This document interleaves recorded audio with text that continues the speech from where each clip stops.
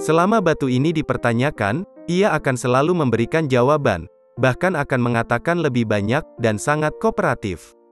Dari kata-katamu, sepertinya bunga surgawi spiritual adalah sesuatu yang memasuki bidang pengobatan roh nanti? Si Hao penasaran, dan pada saat yang sama, si Hao merasa bahwa batu ini sepertinya tahu terlalu banyak hal tentang tanah ladang obat ini. Sebelumnya bagi kalian yang tidak suka dengan spoiler, alangkah baiknya untuk men-skip video ini, namun bagi kalian yang penasaran dengan alur ceritanya, silakan untuk tetap stay dan terima kasih atas dukungannya, let's go!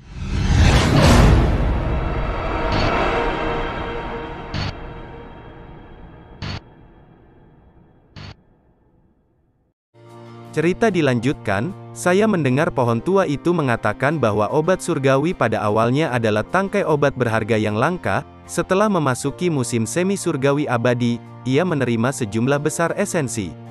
Pada akhirnya, itu menerobos dan berubah menjadi jenis bunga surgawi spiritual, dan menjadi obat suci yang paling berharga. Pria kecil itu melebarkan matanya dan menggunakan beberapa kekuatan saat dia mengguncang batu itu. Dia berkata, "Katakan padaku dengan cepat, di mana mata air abadi itu?" Batu itu gemetar, kemudian berkata, "Mata air abadi berada tepat di jantung bidang pengobatan roh. Pergi carilah sendiri, karena aku belum pernah ke sana sebelumnya. Jika kamu berani menipuku, aku akan menghancurkanmu ketika aku kembali."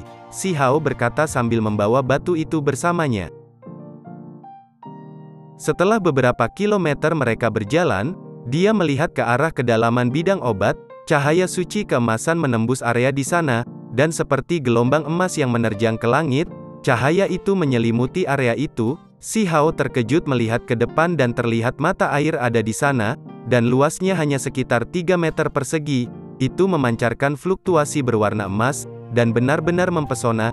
Cahaya warna-warni yang menyala-nyala seperti air saat menenggelamkan dunia ini. Terlihat ada beberapa makhluk yang berkumpul di sana. Mereka juga ingin mendapatkan cairan mata air suci abadi. Dalam kelompok makhluk ada spesies humanoid, burung, dan binatang. Mereka semua mencoba yang terbaik untuk bergerak maju dalam upaya untuk lebih dekat ke mata air abadi. Riak emas di dalam kolam meluap ke langit. Itu sangat indah, dan sebagai hasilnya, hanya siluet mereka yang bisa dilihat. Si Hao menyipitkan matanya dan mengungkapkan ekspresi bahagia. Pada akhirnya, dia tidak datang terlambat, dan makhluk-makhluk itu belum mendapatkannya, karena wilayah di dekat reservoir surgawi adalah tempat domain paling menakutkan. Beberapa makhluk kuat tidak bisa mendekat dengan cepat, mereka semua hanya beberapa meter jauhnya. "Manusia, apakah kamu tahu dengan siapa kamu berbicara? Apa yang kamu tunggu? Pergi ke sini dan pilih obat untuk menebus kebodohanmu, atau kamu akan membawa malapetaka besar bagi dirimu sendiri." Raung binatang emas. Si Hao meliriknya ke samping, dan kemudian dia melihat beberapa sosok di samping kolam. Mereka mulai mengamati dengan cermat, namun si Hao sangat cerdas, mengetahui seolah-olah mereka memiliki pandangan licik di dalamnya. Dari waktu ke waktu mereka juga terlihat tertawa beberapa kali. Mereka membuat rencana, dan siap untuk memungut pajak di sini. "Manusia muda, apakah kamu mencari cara untuk mati? Apakah Anda mendengar apa yang saya katakan?" The Golden Beast meraung, dan pupilnya menembakkan 2 helai api emas. "Kalian sangat berisik." Si kecil tiba-tiba bergerak dengan ganas, melemparkan batu nakal itu keluar. Batu main-main itu berteriak kesakitan. Salah satu dari mereka ada yang terbentur, terlihat sudut alisnya terkoyak, dan darah mengalir keluar. Itu dicap dengan amarah. Dia itu adalah pelayan surgawi, dan berasal dari gunung surgawi arkaik. Status dan identitas mereka sangat tinggi, dan setelah keluar dari dunia ini, semua jenis klan besar dan kuat akan memberi hormat. Saat ini, seorang pemuda manusia benar-benar melukai kepalanya. Itu benar-benar membuat orang merasa seolah-olah itu tidak masuk akal. Si Hao sangat terkejut. Batu ini sama sekali tidak normal, dan dia curiga ada sesuatu yang eksentrik tentangnya.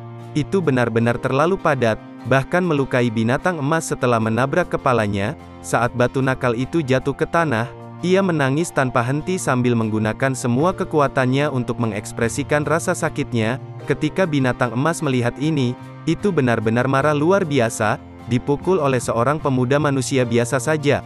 tetapi batu bodoh ini sebenarnya tidak hancur, dan masih berguling-guling di sini? Apakah dia mencoba menertawakannya? Itu menjulurkan kaki besar, dan langsung diinjak-injak. Kemudian si Hao sekali lagi menggerakkan lengannya, dengan keras melemparkan batu itu keluar. Dengan suara dong, dagu Golden Beast menjadi sedikit bengkok. Garis panjang darah mengalir keluar, dan lolongan memekakkan telinga terdengar. Si Hao menggaruk kepalanya. Dia cukup senang dan agak narsis. Tanganku menjadi lebih dan lebih akurat, melempar dengan akurasi yang hampir tidak pernah gagal. Persetan dengan batu itu, binatang emas meraung marah. Kebenciannya terhadap batu nakal itu melonjak, dan permusuhannya terhadap batu itu akan berada pada level yang sama dengan si kecil. Batu itu terus berguling, dengan cepat melarikan diri ke arah si Hao. Kali ini, ia belajar dari pengalaman dan bergegas kembali apabila dilemparkan. Si Hao terus-menerus melempar dengan sekuat tenaga batu itu ke arah mereka. Aku hancur, aku akan mati karena kesakitan, batu itu berteriak. The Golden Beast memegang hidungnya sementara air mata dan lendir beterbangan. Itu benar-benar menyakitkan dan sulit untuk ditanggung, dan segala sesuatu di depan pandangannya menjadi hitam. Setelah dengan hati-hati menggosok pangkal hidungnya, ia segera meledak marah. Pelayan surgawi itu sangatlah kuat, dan binatang emas khususnya memiliki kekuatan magis yang tak terukur, mereka warisan gunung surgawi arkaik. Selama itu tumbuh menjadi dewasa dan muncul di bumi yang besar, itu akan benar-benar tak terkalahkan.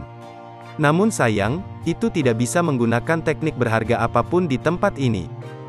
Dan hanya bisa bergantung pada kekuatannya sendiri sebagai binatang suci setengah berdarah, di antara mereka ada yang mencurigakan tentang batu itu. Batu itu tidak biasa, setiap serangan selalu tepat sasaran, apalagi itu sangat kokoh, seolah-olah itu adalah batu pukulan surgawi yang legendaris. Salah satu makhluk di dekat mata air abadi berbicara. Sejak zaman kuno, hanya ada beberapa batu serangan surgawi yang ada. Mereka semua telah dikumpulkan oleh makhluk arkaik yang agung dan disempurnakan menjadi harta yang berharga. Bagaimana mungkin masih ada lagi? Jangan takut. Mereka tidak bisa melakukan apapun padamu. Aku akan membantumu melampiaskan amarahmu, ucap si Hao. Kali ini, dia secara pribadi memegang batu nakal di tangannya, dan menggunakannya seperti batu bata, dia menyerang binatang emas. Dengan pukulan acak, dia menabrak dengan ganas. Dia mulai bertarung dalam pertempuran hebat dengan hamba surgawi. Itu sangat ganas, menyebabkan asap dan debu meletus ke segala arah. Bidang obat mulai retak, dan bahkan beberapa obat roh terjebak dalam pertarungan itu. Untungnya, domain itu mencengangkan, dan sulit bagi mereka untuk benar-benar menghancurkan kebun obat. The Golden Beast sangat kuat, dan metode yang berharga adalah yang terbaik, namun, mereka tidak dapat digunakan di sini. Meskipun masih sangat kuat seperti sebelumnya, dibandingkan dengan si kecil, itu masih sedikit kurang. Bagaimanapun, itu hanya binatang suci setengah berdarah, dan yang terakhir sebanding dengan binatang buas muda peringkat surgawi. Di wilayah ini di mana mereka harus bergantung sepenuhnya pada kekuatan fisik, itu pasti akan ditekan oleh si Hao. Setelah 10 pertukaran, binatang emas itu langsung dihancurkan oleh si Hao. Banyak tulangnya patah, dan di antaranya, hidung, mulut, dan dahinya dalam kondisi paling menyedihkan, hampir cacat. Sudah berakhir, selesai, aku sudah lumpuh, batu itu berteriak penuh ketakutan. Hanya ada satu dari suara makhluk itu yang dingin ketika berkata, apakah kamu mencoba memprovokasi saya? Makhluk ini secara alami sangat dingin, tapi itu adalah makhluk humanoid yang sangat menakutkan dengan rambut ungu berkibar di belakangnya. Cukup jelas bahwa ini adalah binatang buas berdarah murni, karena dapat disimpulkan dari para pelayan di sekitarnya. Memprovokasi, saya tidak pernah melakukan hal semacam itu. Jika ada kebutuhan untuk mengambil tindakan, maka saya akan bergerak. Si Hao berbicara tanpa sedikit pun perhatian sebelum bertanya dengan serius, makhluk macam apa kamu sebenarnya? Dia tahu bahwa binatang buas berdarah murni bisa berubah menjadi bentuk humanoid bahkan di masa muda, mereka memiliki keterampilan yang luar biasa, dan sepertinya ini bukan tubuh aslinya. Kamu tidak layak untuk mengetahui, itu berdiri di dalam cahaya keemasan dengan wajah tanpa ekspresi. Kamu adalah wanita? Si Hao penasaran. karena dari suaranya, dia bisa mendengar bahwa ini adalah wanita yang tidak setua itu. Suaranya agak dingin, tapi cukup enak untuk didengarkan. Manusia, kamu membuatku marah. Setelah mendapatkan air suci abadi sebentar lagi, aku akan membunuhmu. Wanita berambut ungu itu membelakanginya. Sosoknya anggun, dan dia luar biasa cantik. Si Hao menggaruk kepalanya dan berkata, aku ingin membuat binatang suci menyerah, jadi apa wujud aslimu? Ini akan menyebalkan jika Anda berakhir jelek setelah saya membuat Anda menyerah. Wanita itu memiliki tampilan yang tulus dan membumi, dan matanya penuh kerinduan. Beberapa makhluk yang sedang memetik obat sangat ketakutan. Persis seperti apa latar belakang yang dimiliki pemuda ini? Dia benar-benar berani mengatakan apapun, mungkinkah dia ingin melawan surga? Gadis berambut ungu itu membelakanginya, dan tubuhnya sedikit gemetar. Dia menahan dorongan hatinya, dan tidak benar-benar berbalik. Domain di sini sangat menakutkan, dan mencapai tempat dia berdiri sudah cukup sulit, dia tidak bisa bergerak secara acak. Makhluk lain acuh tak acuh. Terlepas dari apakah itu humanoids atau burung surgawi dan lain-lain, mereka semua tenang dan tenang. Saat ini, mereka semua memperhatikan mata air abadi di depan mereka.